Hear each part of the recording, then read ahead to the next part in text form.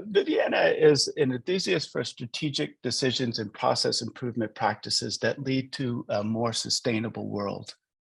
She has more than 20 years of professional experience in risk management, control, audit, compliance, and assessment of business and companies, mainly for mergers and acquisitions in the public and private sectors in Brazil and abroad.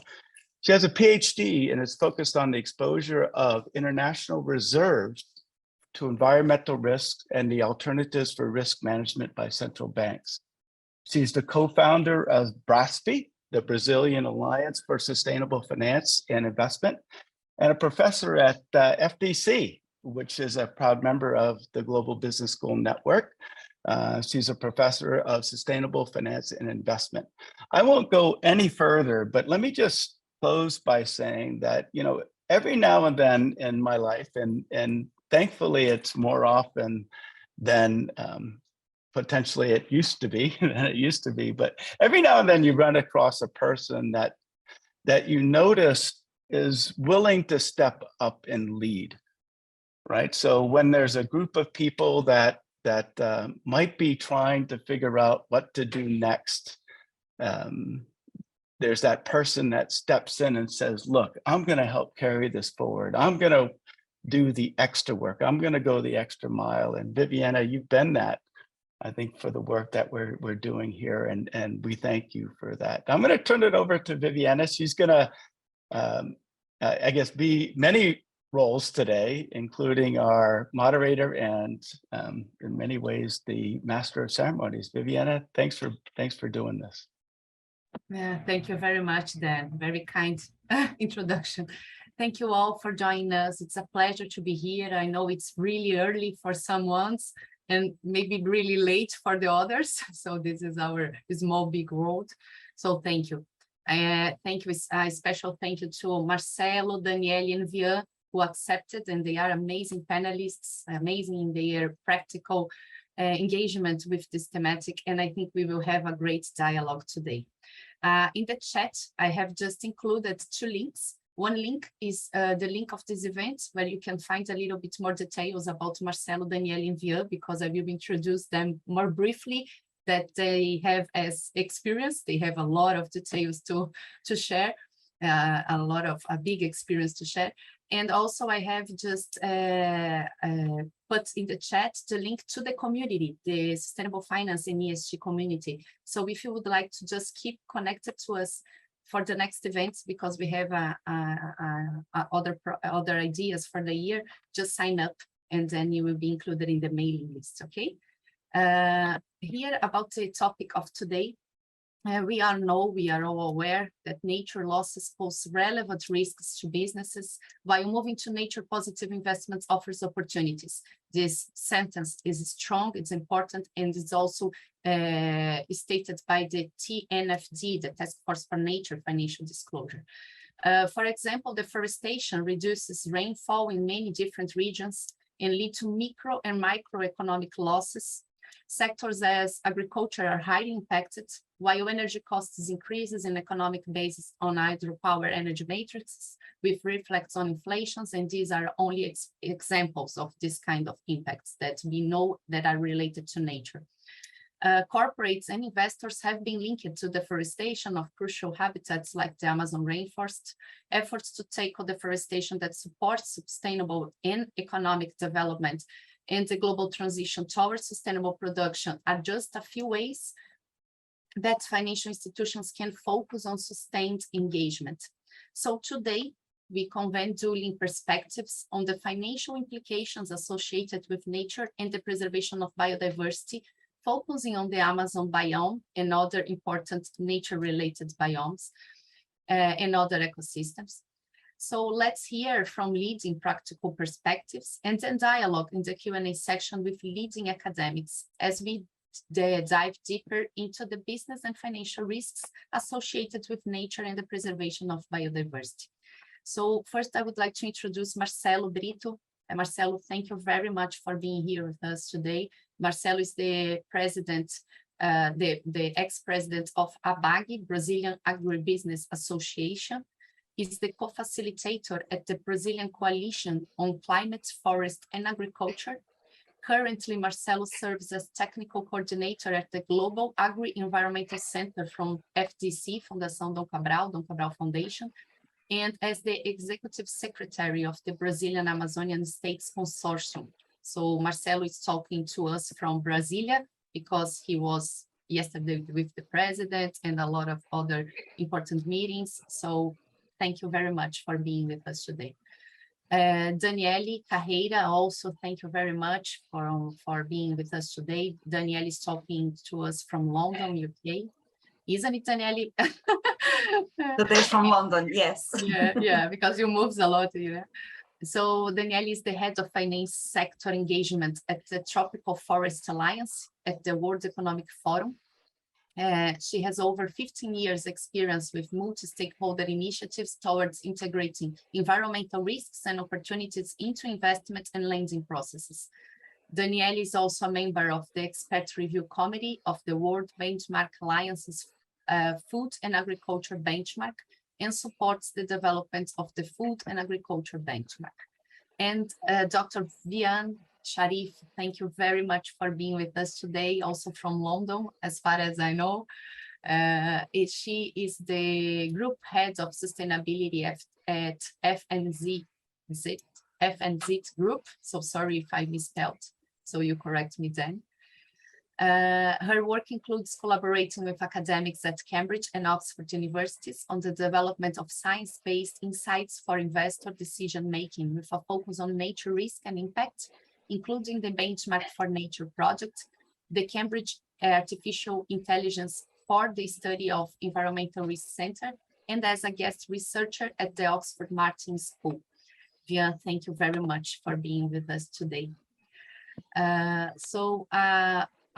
will just give a brief overview of our dynamic today, and then pass through our excellent panelists for a very interesting dialogue. So first we will have this 35 minutes dialogue. Then we open for Q&A, but please feel free to put your questions in the chat, and we will try to incorporate the Q&A during the questions during the dialogue, or to consider in the Q&A moment. And then after this 1 hour meeting, we will have then a moment among the participants, a 20-minute breakout rooms with shared documents, where we will have the moment to put that and try to incorporate what we received today in the dialogue into reflections about the educational process. So how we can change business and education to address these nature-related risks and opportunities into business and financials. And then we have our wrap-up. So to start our dialogue conversation, because I think I have already spoke too much, I would like to invite Marcelo, Daniele, and Vian, please, who would like to start, but to please give an overview about your initiatives towards natural capital preservation and your understanding about these business and financial risks related to natural capital. So please, who would like to be the first one?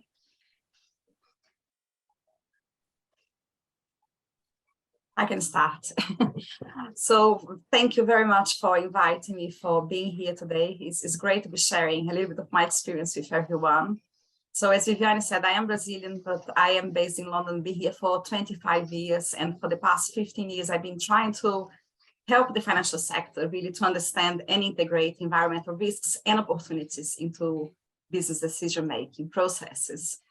And a lot of my focus recently here at the World Economic Forum is really trying to bring the financial sector to the conversation which was already happening within the initiative, which is called Tropical Forest Alliance, which is pretty much a multi-stakeholder initiative where we have governments, we have local communities, we have companies to try to address the issue of deforestation linked to commodity production. It's been going on for several years, and the financial sector was a big missing part of the puzzle. Within this context, I am heading here 3 different initiatives. One of them is called Investor Policy Dialogue on Deforestation. This is today a group of 70 financial institutions, pension funds, and asset managers from 19 countries. And they have been in dialogue with governments in Brazil, in Indonesia, now in the EU, UK, US, soon to start, and China as well. Why they're doing that? Because they believe that deforestation, it is a financial risk for their portfolios, but also a financial risk for the countries where deforestation is taking place. Governments need to access finance via the capital markets. And of course, if there is increased risk, cost of capital is also going to go up. So it has been a very extremely interesting experience, really, because it's only via dialogue that we're going to solve this problem. It's not an easy topic to resolve. The second initiative is called Finance Sector Deforestation Action. This is a group of nearly 40 investors today that represents 10 trillion of asset under management as well. Actually, it's a similar figure there. And they have committed to have deforestation and conversion-free portfolios by 2025. And they're committing to their best efforts. Some things that they're doing is actually developing deforestation policies. So when they first committed at COP26, it was a group of 33 investors, and today we have 30 of these financial institutions that actually have developed their deforestation policies. They are also engaging with data provider. Data, it is an issue for the financial sector because they are indirectly exposed to these risks, but they are also engaging with policymakers and regulators. A third initiative is trying to resolve the problem, is the innovative finance for the Amazon Cerrado and Chaco. This is a partnership with the Nature Conservancy and the UNEP Climate Finance Unit. And what we're trying to do here is to bring supply chain companies, financial sector actors, but also the providers of catalytic finance to the risk, some of the newly built instruments that will enable expansion of production of soya, for example, in already degraded lands. We have enough degraded land to expand production. It's not one or the other. We are looking as well to know for the intensification of the cattle sector. It is very inefficient in these biomes. And we are going to include now cocoa and non-forest timber products to also support the transition in the Amazon. So very high level overview, and you can give more details later. Thank you. Thank you very much, Daniele. You already gave a flavor of a lot of things that we have to explore further here, isn't it? So if I could just pass to Marcelo and Via also to give this brief introduction and overview about themselves and the initiatives. Via, Marcelo, who would like to join? Thank you, Viviane. Good morning, good afternoon, good evening to all of you, various parts of the world. Greetings from Brasilia, Brazil. It's my pleasure to be here with you guys. Well, I've been working in the agribusiness and also in the conservation area for the past 30 years in the Brazilian Amazon region, but also in very close connection with our friends in Colombia, Peru, Malaysia, Indonesia, Thailand, Papua New Guinea. So I have been spending part of my life traveling around the tropical world and looking at the opportunities, but also at the challenges. And of course, right now, most of the world, especially the Northern Hemisphere, look at us as we do have challenges to face.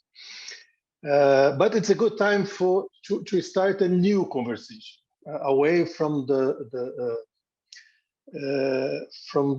cynic paradigms that was created in the past 50 years. So countries, especially the developed countries, have been lenient on emissions over the past 50 years while developing their economies. And that is precisely what has brought us to the climate urgency that we face today. And right now, it's good to sit with the financial sector, with investors, because there is something that we must put clear. How do we change our mindsets between risk analysis and beneficial analysis? In the Northern Hemisphere, I worked 25 years for a bank, so I know pretty much about risk analysis in the financial sector.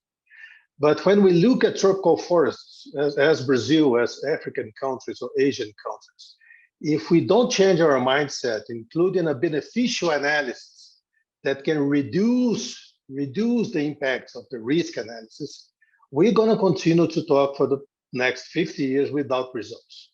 There are things that we have to put on the table. We have to restate the credibility among the parts. many of the promises that we have been delivered in the past, us as tropical countries, we promise, especially in Brazil, we promised to reduce deforestation for the past 7 years, and we could not do it. But we still are waiting for the money that the G7 promised us at the Paris climate conference. And it's been already almost 8 years and nothing has been done in this case. So to talk about nature-based solution, we have to talk about credibility.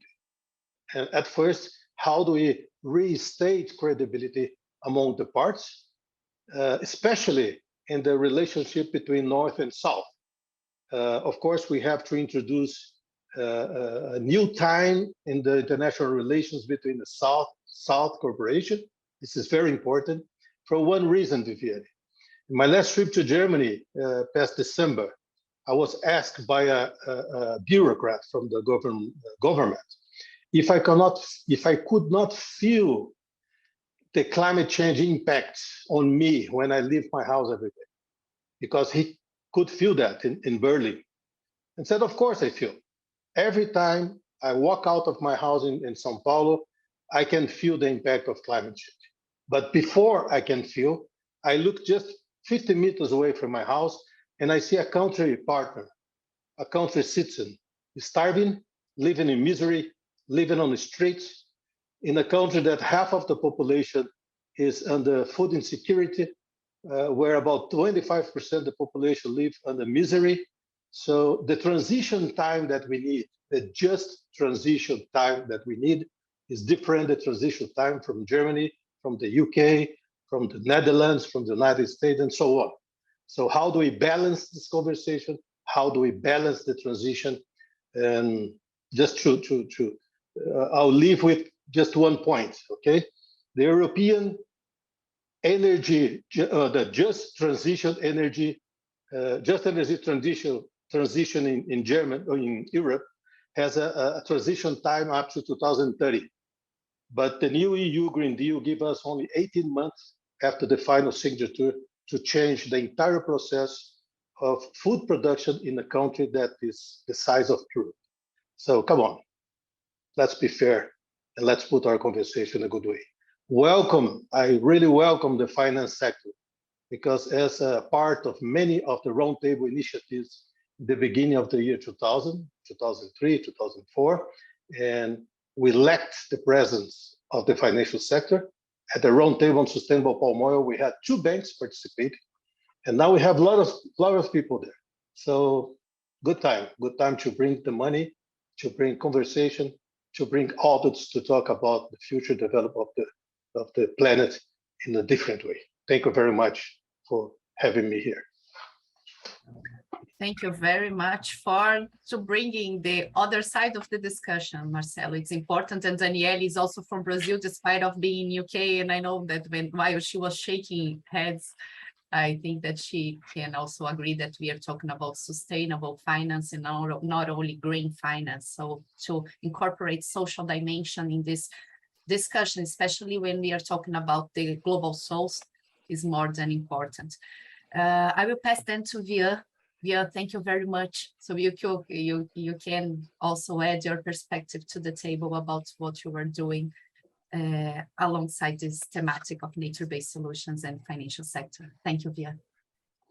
Thank you, Viviane, and thank you everybody for inviting me, these incredible panelists that I'm part of this conversation with.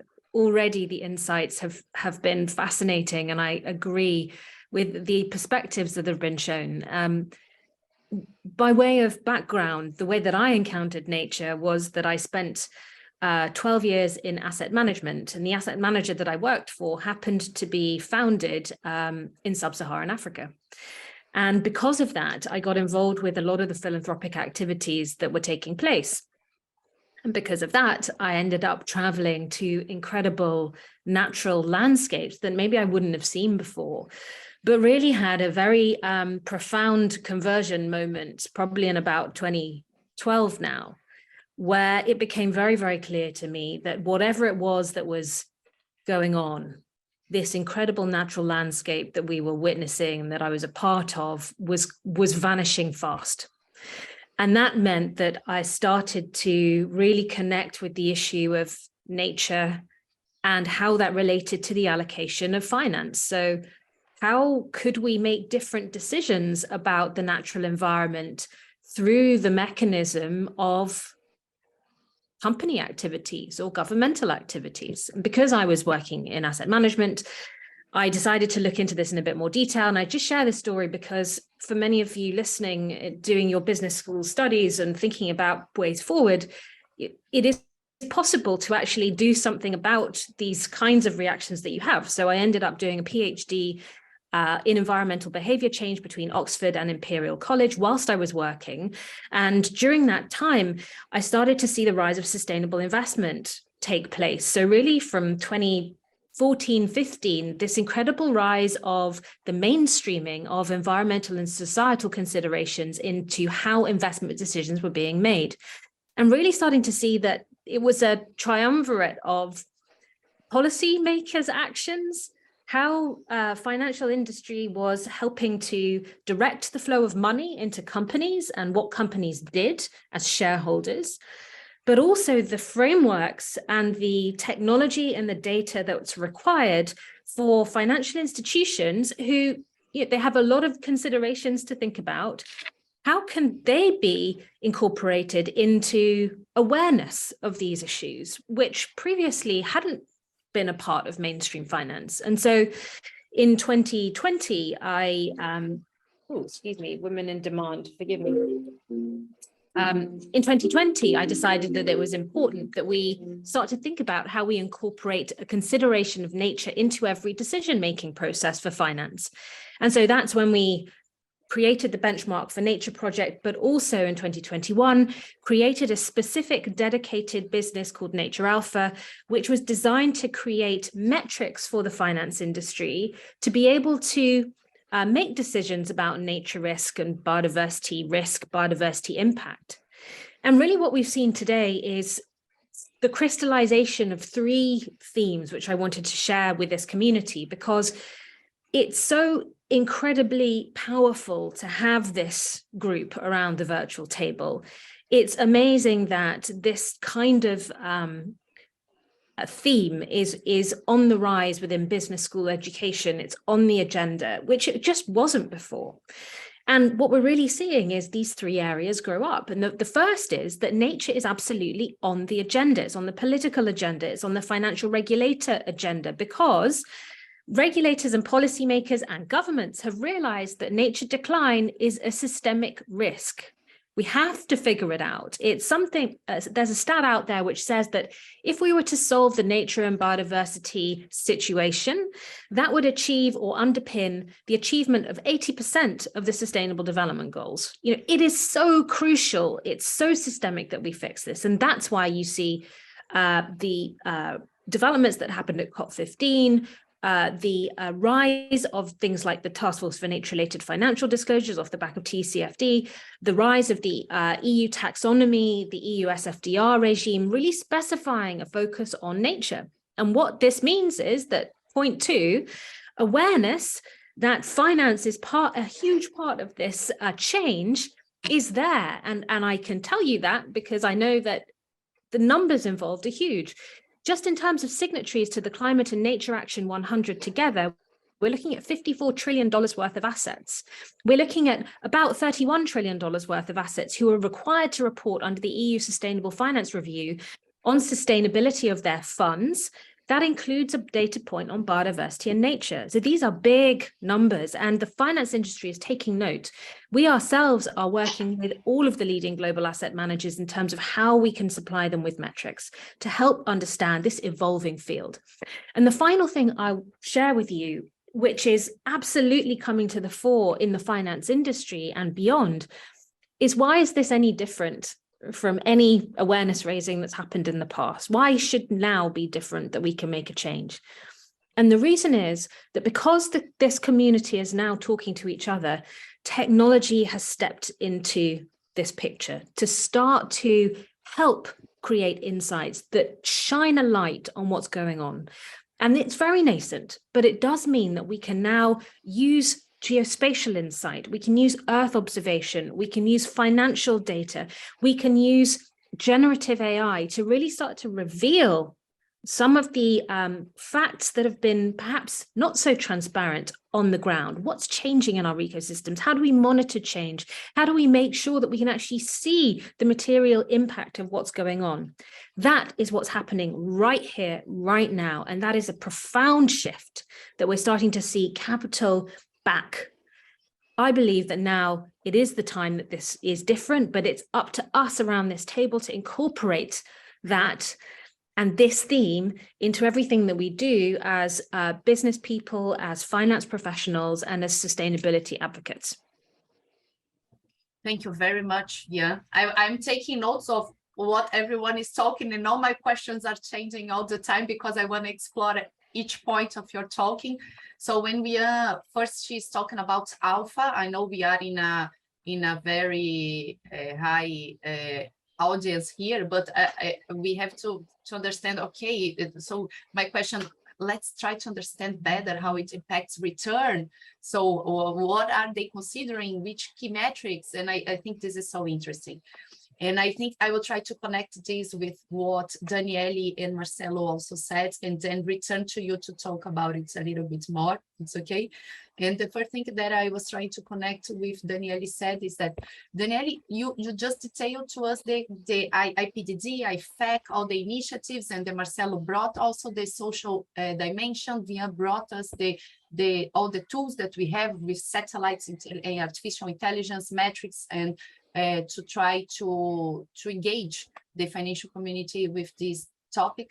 But specifically to you, I would like to ask you if you could share with us a little bit of what are the main requirements that IPDD and all the initiatives you are connected with, what are the main requirements that you are putting on the table to the corporates and governments that you are related with?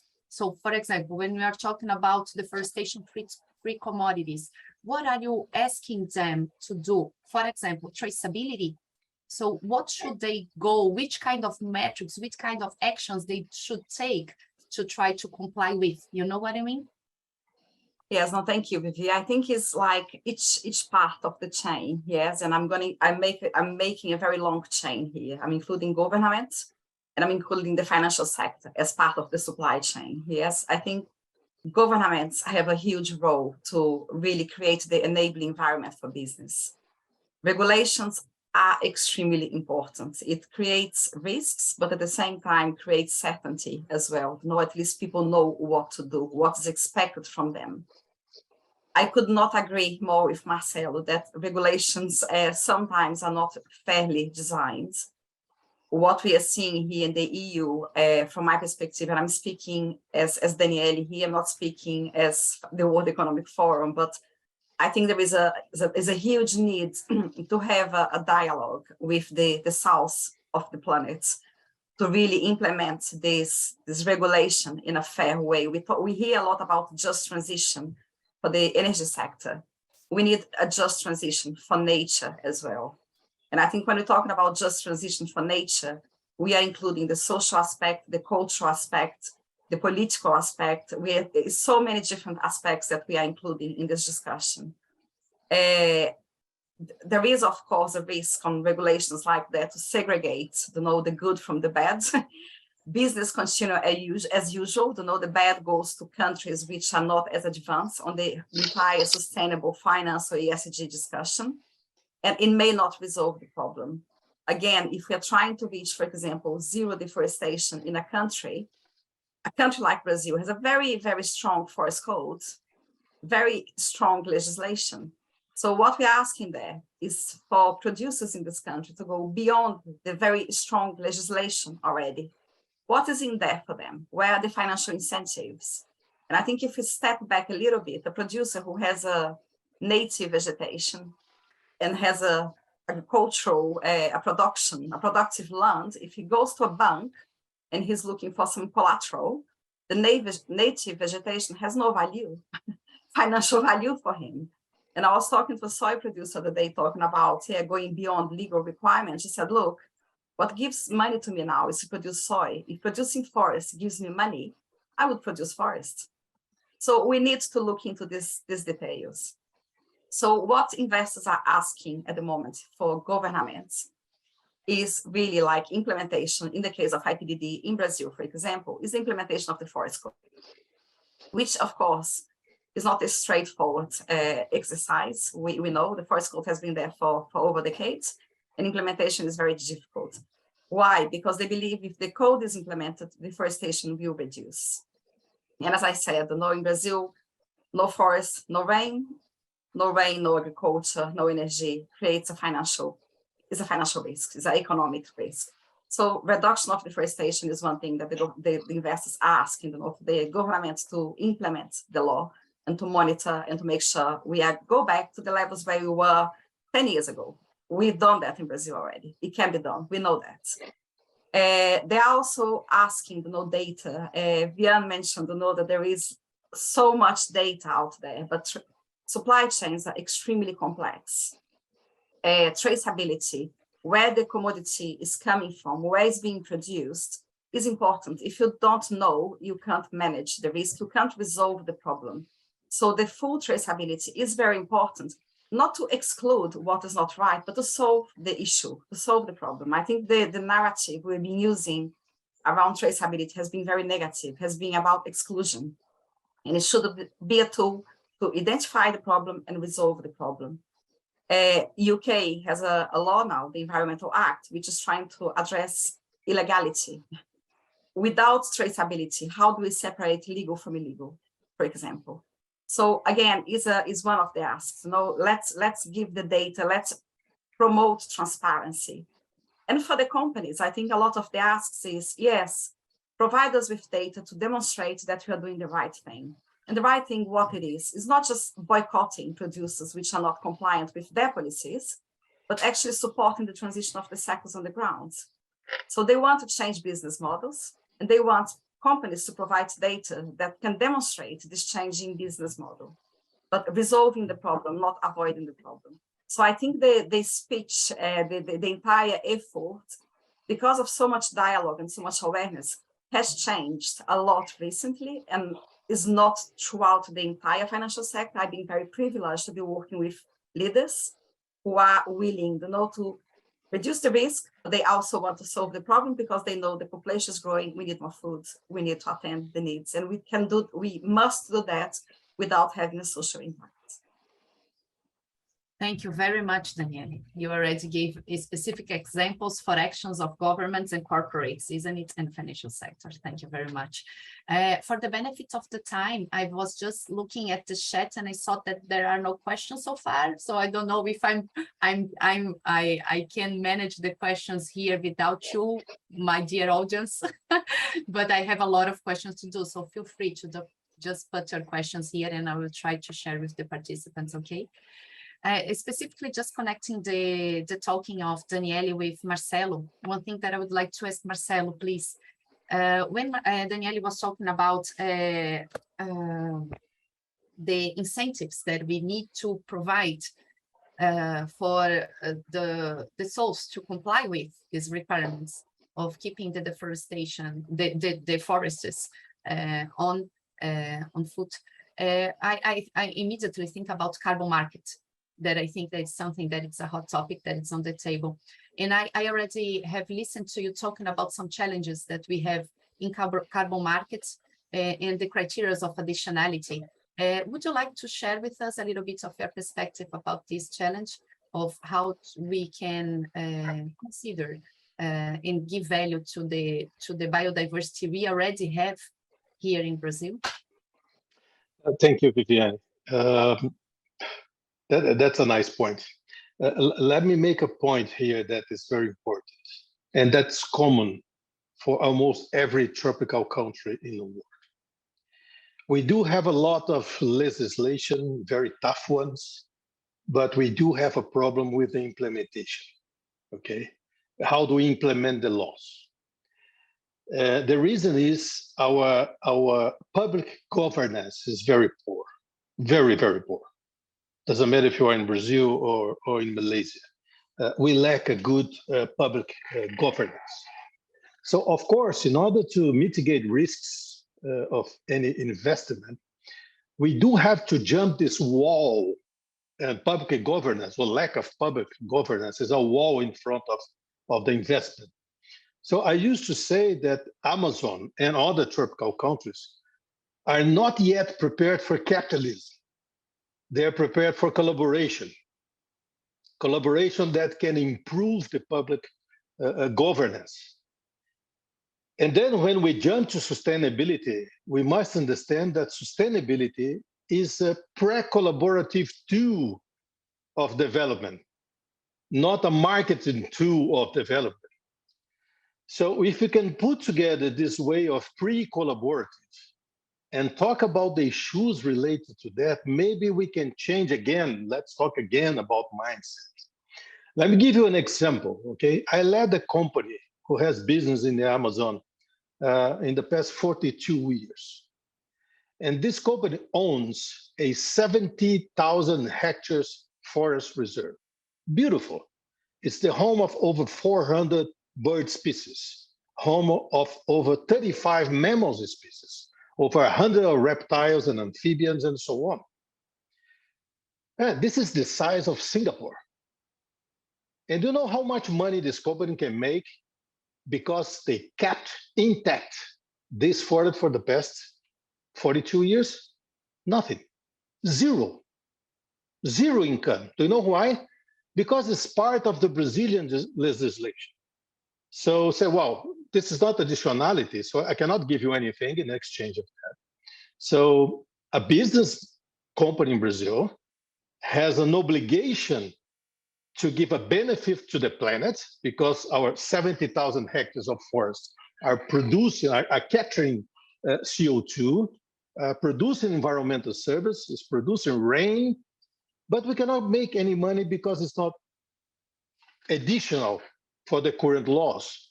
So once I asked Mr. Alok Sharma before the Glasgow conference, he was visiting us in Brazil. I said, Mr. Alok, are we going to talk about this case of additionality? Oh, no, I don't think so. So I told him, I have a nice idea. We can put the entire Amazon forest on the ground and replace everything with eucalyptus, because in this case, we will pay environmental service and carbon to us. So come on, guys, let's stop being cynic and let's talk true. So it's carbon credit, it's nature credit, it's biodiversity credit. Is this really important? Is this matter? So we have lots of people here from the financial sector. Are you guys still investing on fossil fuels? Do you have in your portfolio any companies linked to fossil fuel? Because if you have to, please come on, don't try to come here and say how we need to deal with that. So Viviane, I just took over this Amazonian consortium, and my goal here is to sit with the financial sectors, to sit with countries and governments, and to rediscuss development systems and how can we improve the public governance. How can we discuss this case of additionality?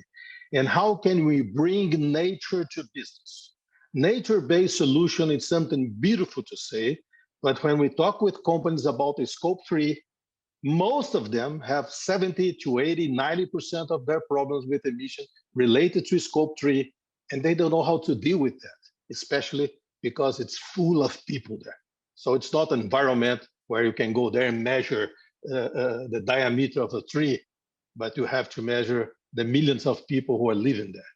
So the time is perfect to talk about how to integrate public governance with financial government, with private governance, in order to improve and speed up the climate change management that we need urgently.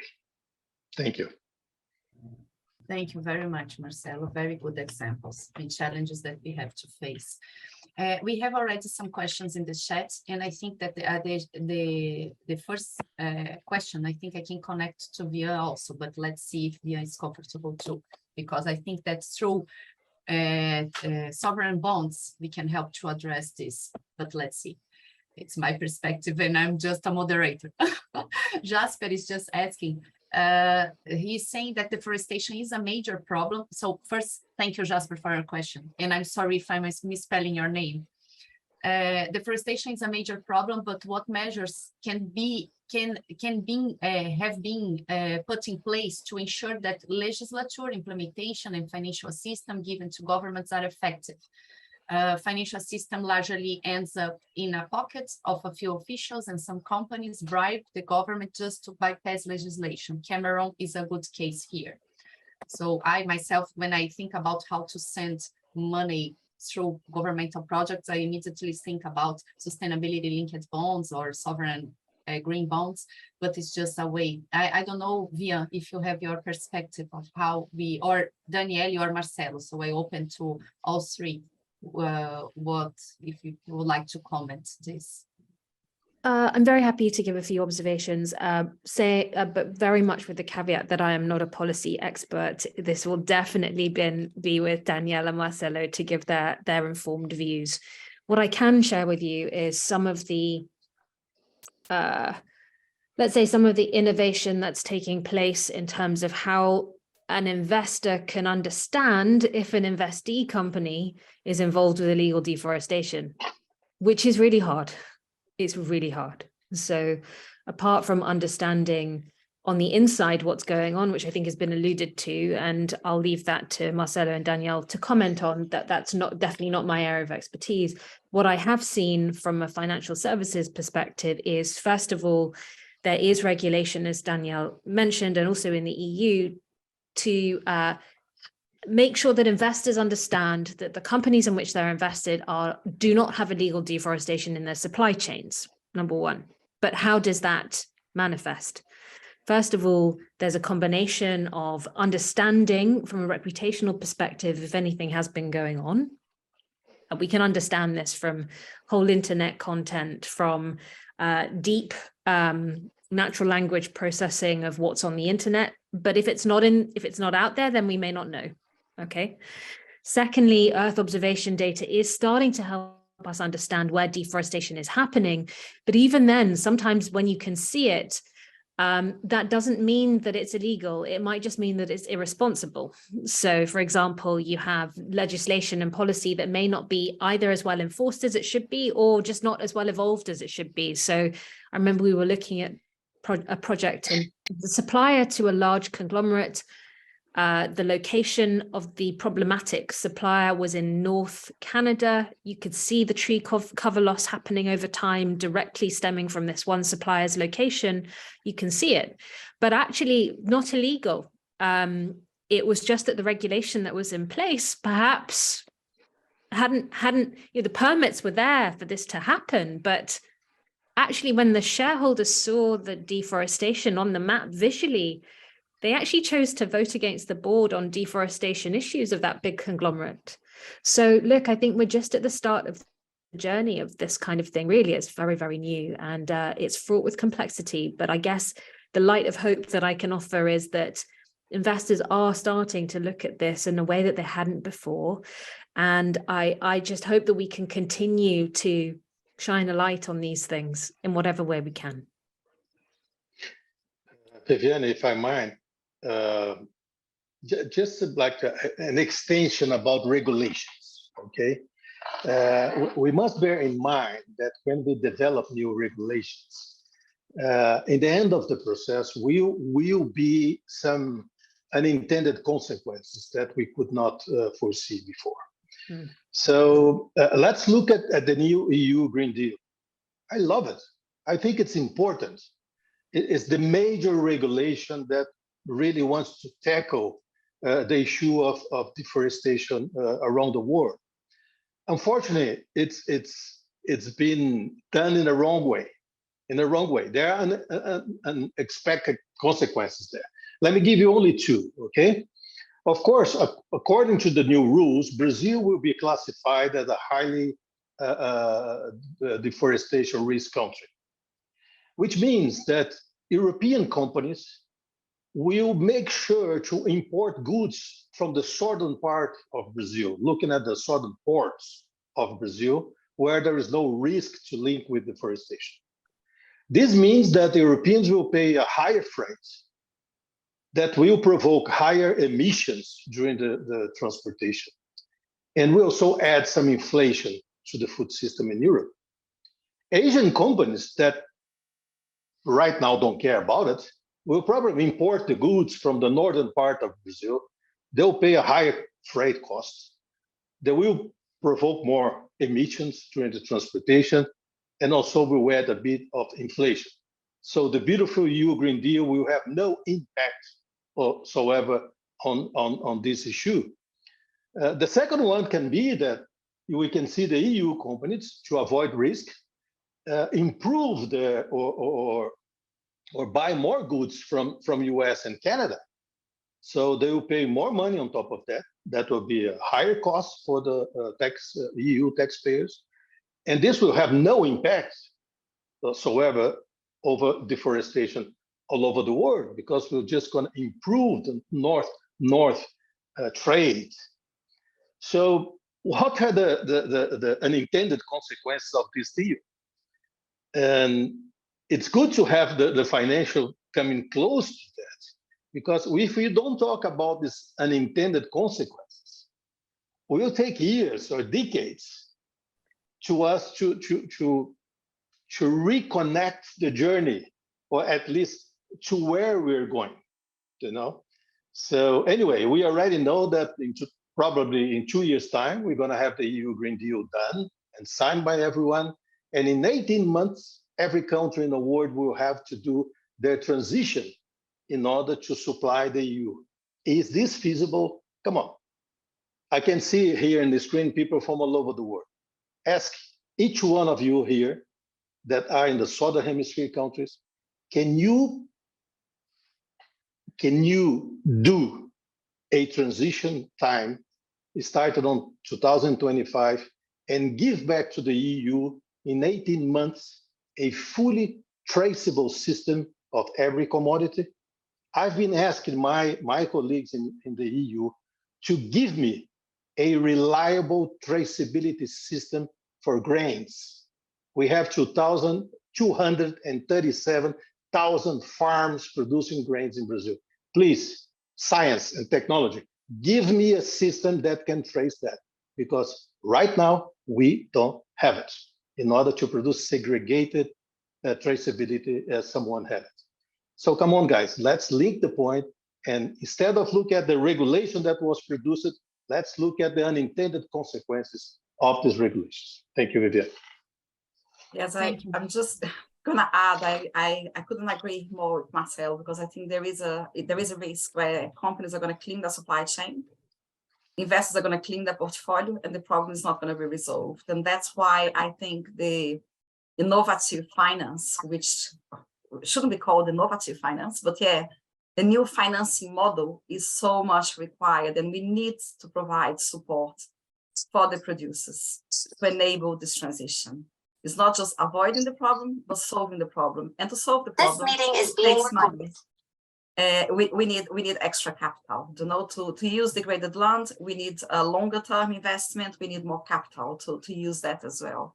So talking about the solution now is extremely important. And I think the traceability is a major problem. If you look at the palm oil and taking the focus a bit from Brazil, but going to Southeast Asia, 40% of the palm oil production, it is by smallholders. So traceability on the palm oil supply chain is extremely challenging as well. It's just like it is on the cattle sector in Brazil, because the animals moved from one area to the other. So it is an extremely complex issue to be solved. That needs to be solved. That's pretty much what we can't forget. And data, as I said, I think Vian said, there is so much data there. What to do with the data is another problem as well, because it's not lack of data and information. How to use the data is, I think, what the financial sector is struggling a little bit to grasp with. And I think, Vian, you are working a lot on the data side. I don't know if you agree with me on that aspect as well, no? You have the information, you have the data, so what we do now? Yeah, I think you're right, and it's fascinating to hear you speak, Marcelo and Danielle, for your observations, because it is so complicated. I guess, again, I just offer a little bit of hope in that investors are asking for increasingly transparent data, and supply chain comes up in every conversation. How do you understand supply chain? And it's not good enough now just to have input-output tables which model the flows. People want to understand, no, I actually want to know the names of the suppliers, and I want to know not just tier 1, I want to understand tier 2, tier 3, tier 4. And look, I agree it's going to take a long time to get full traceability, but at least they're asking the questions.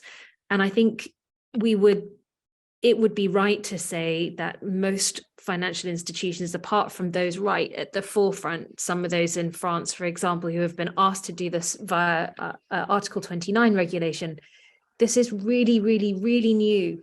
It's really new. It's with any sort of data generation project, you have the raw data, then you have the bit in the middle, which applies some kind of calculation process to it. And then you have the insights that are generated at the end. And it's the insights that become useful so that we can apply those to those investment decisions. And it's amazing that really didn't start till very, very recently from an age perspective, partly because the data's not there. But I can see a move towards greater transparency happening in terms of names of suppliers, disclosure around suppliers, partly because some of the regulation is impossible to do unless you have that information. You know, a lot of what you said, Marcel, I really resonate with. The EU regulation is really hard to do because you just don't have data on some of those points. It's a journey. Thank you very much. I would like to connect everything we just said, and I have 2 questions that I would just briefly talk about them, and then we go to final words because we have only our last 3 minutes, and I want to respect because I know you have other appointments, isn't it? We have more half an hour with the whole audience, but I don't want to retain you more than you can. In the questions here, one of the questions was talking about the challenges of the plastic industry, the regulations toward plastic, and if this won't bring some pressures to the higher deforestation, talking about the change of materials and the use, and how corporates could help to avoid an increase in deforestation related to this. Here, for me, gives a flavor of discussing technology also. And if we have to discuss technology in this industry, we possibly will have to discuss funding for technology. And then for me, it comes to financing. So for example, instruments in the financial sector that can try to direct this money to sustainable projects to avoid deforestation and so on. So this is something that I would just bring to the table as a one piece of this answer. And also another question that I think is pretty really important to this audience also is what kind of challenges, so which are the educational challenges? So how to change education in business to help teachers and schools, to help them to, in the class, try to start helping to answer this and to avoid this deforestation problem and to redirect the doing business to a new model. So here also, I will pass to you if you would like to give any comments about these 2 questions and if you would like to add your final words. So thank you. I think I can start here in regards of the paper industry, replace of plastic. It's funny because someone did this job a couple years ago, putting together all the commitments in replacing plastic to other products that are derivatives from forests, from the paper industry.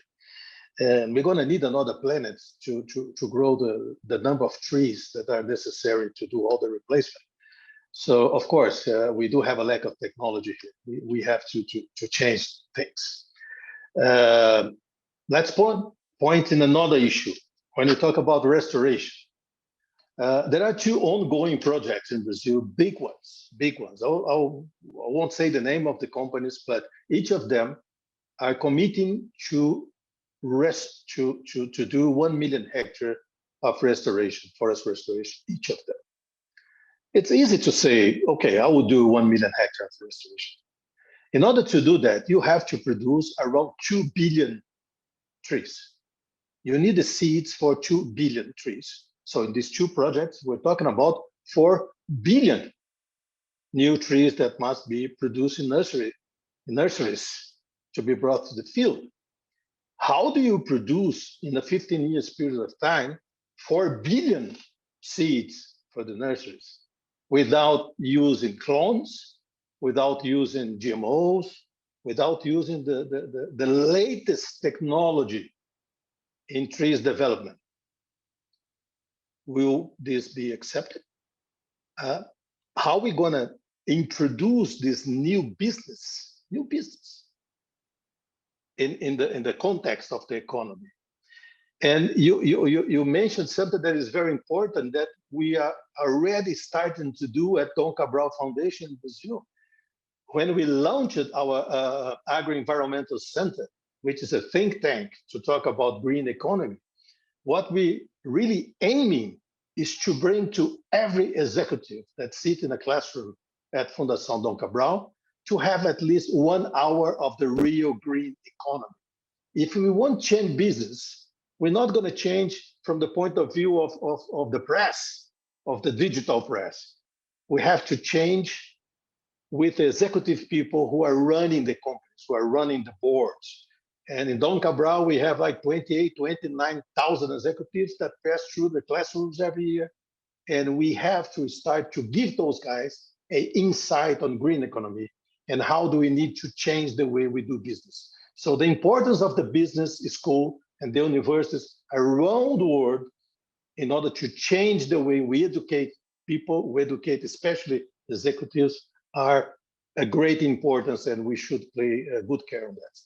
And thank you, Viviane. I'm just going to add what Marcelo said. I think what we call green economy is an economy that uses less. Now, I think the plastic issue highlights exactly the unwanted consequence on something else. It's putting pressure on elsewhere. This is very clear. Like now, everyone has those little bags that you with. I probably have 100 little bags which are not disposable in my house at the moment because it became the big thing as well for everyone to use it. So yes, I think one thing is very important to educate population that we need to use consumption as it is today is not sustainable. Like in London, we have a shop called Poundland where you can buy anything from a pound. What can you produce and extract from nature that costs a pound? And also consumption today needs to change as well. Companies have a huge role to play on that as well, on educating their customers. So it is a very tricky moment that we are going through, where the world has been just doing business as usual, consuming a lot, everything very cheap in the side of the world here. With realities, we should be paying more. We're talking about inflation, food price rising. Again, that's going to have a huge social impact. Not everyone can afford to eat as it is now, but we still pay very little. If we count the value of nature in everything that we purchase, is massive. So a whole rethinking on how we're consuming and how we're producing and using less, I think, is what's going to be required pretty much. Look, the only thing that I'd add, because these comments that have been raised are both fundamentally important, is I've been amazed, having been involved in some of these discussions over the past few years, how new dialogue between different parts of the ecosystem is. So we don't even talk in the same languages in some ways. Academia to finance, to business, to ecology, to policymakers. There's the importance of trying to understand the other's viewpoint, but also talking in their language. And that is huge. We're all translators. These transdisciplinary approaches to the problem are what will solve this. And unless we do that, I think it will be challenging. The other thing I would leave people with is, wherever you are and whatever you're doing, there is a way to engage with this topic, and it is about mainstreaming these issues, whether you're an executive, whether you're a business professional, whether you're a finance professional. Mainstreaming this into your consciousness and what you do is so important, because that is the future. It's not going to go away. It's only going to get bigger. So make the change from where you are. It is possible and involved.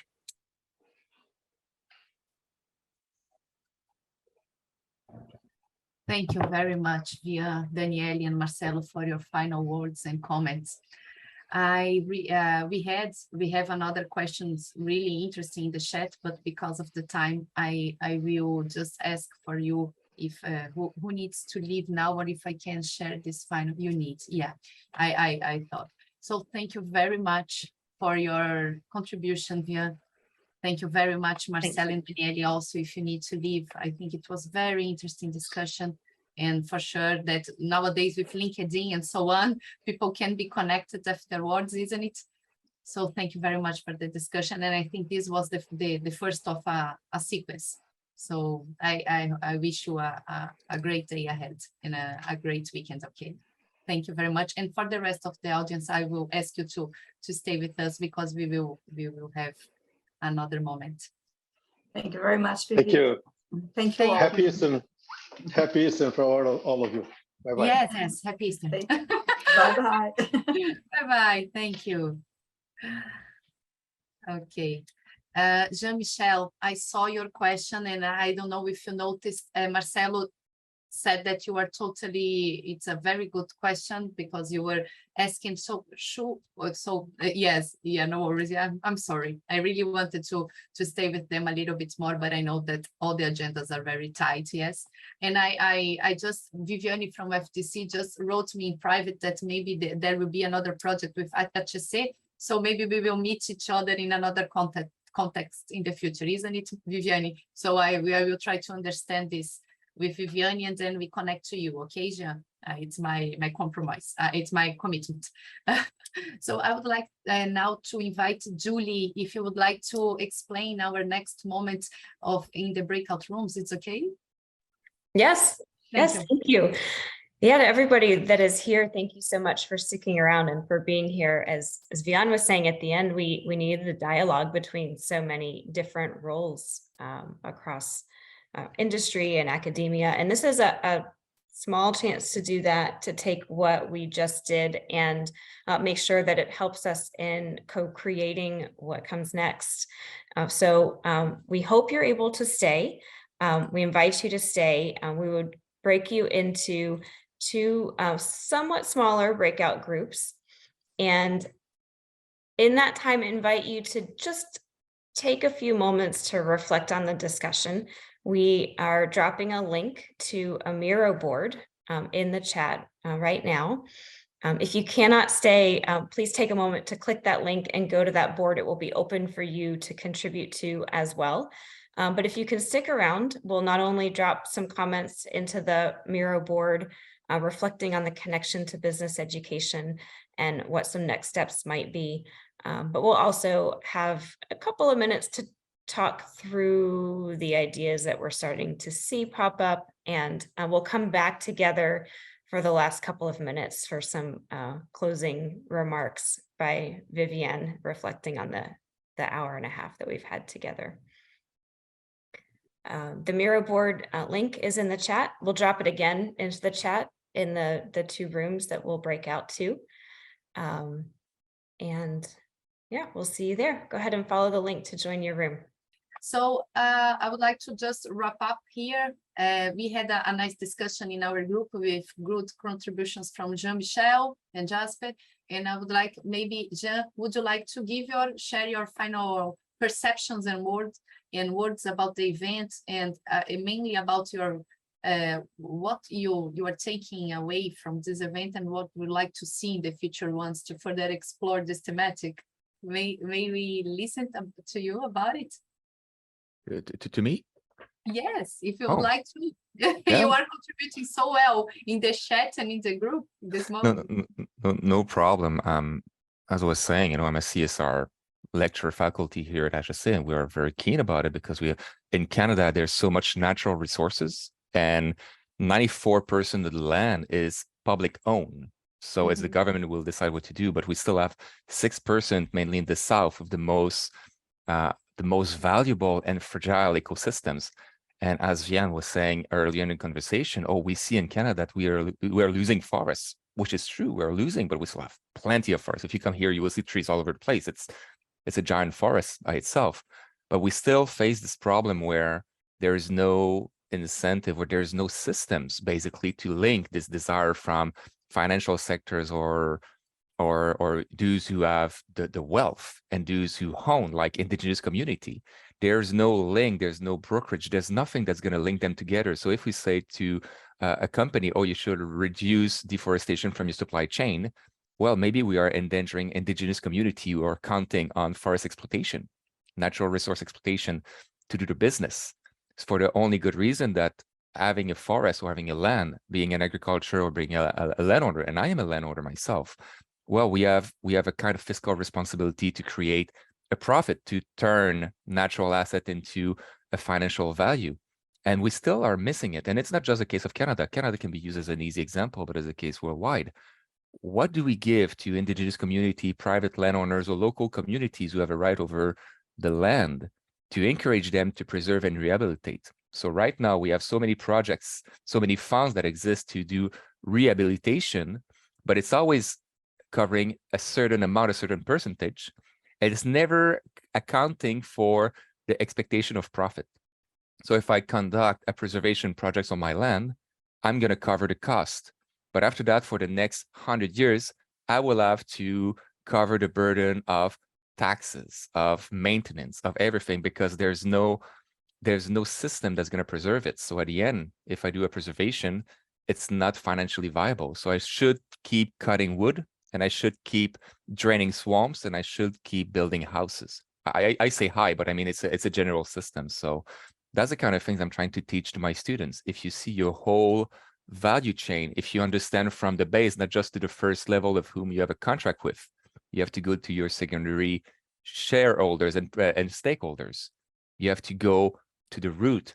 Then you can integrate indigenous community in your value chain by understanding what they can provide and have a better deal with them. And then you can stop deforestation by saying, well, we're going to cut trees, but we're going to preserve more than we destroy, to tends toward a net positive. So that's sorry to take some time, but that's the quick wrap up of where we are in our thinking right now. You know, the kind of things we're trying to convince people to look at if we want to stop deforestation. And we just need to get this lever from the financial sector to convert social value of ecosystems into monetary value for those who preserve, own, manage, being a public community, indigenous community. And this thinking could work in Canada, in Congo, in Amazonia, if we can empower the local community to get a value out of preservation and conservation.